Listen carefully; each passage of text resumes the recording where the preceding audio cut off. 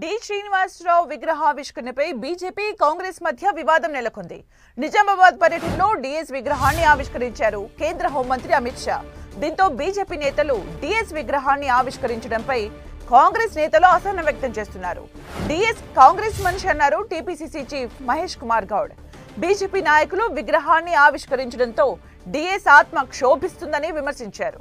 DS విగ్రహం ఏర్పాటుకు స్థలం కేటాయించింది కాంగ్రెస్ ప్రభుత్వమే అని గుర్తు చేశారు. అలాంటిది తమనే డిఎస్ విగ్రహావిష్కరణకు ఆహ్వానించలేదని మండిపడ్డారు టీపీసీసీ చీఫ్ మహేష్ కుమార్ గౌడ్. ముఖ్యమంత్రి గారి చొరవతో ఇవాళ నిజామాబాద్లో వారి విగ్రహ ప్రతిష్టాపన జరుగుతూ ఉంది. బాధాకరం ఏంటంటే ఏ కాంగ్రెస్ నాయకుడిని ఈ విగ్రహ ప్రతిష్టాపకు పిలవలేదు. ముఖ్యమంత్రి చొరవతోనే ఆ స్థలం ఇవ్వడం జరిగింది. ఏది ఏమైనా ఇవాళ రాజకీయాలు మాట్లాడకూడదు, కానీ పరిపూర్ణమైన నిండు నూరేళ్లు వారు కాంగ్రెస్ వాదిగానే ఉంటాననుకున్నాడు. చాలా బాధాకరం ఏంటంటే ఆయన ఎప్పుడు జీవితాంతం కూడా కాంగ్రెస్ వాదిగానే ఉన్నాడు.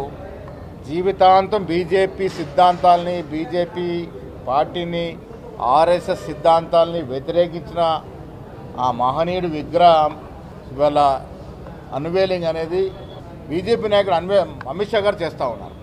ఆయన మనసు బాధపడుతుందని మాత్రమే ఈ సందర్భంగా చెప్పగలను.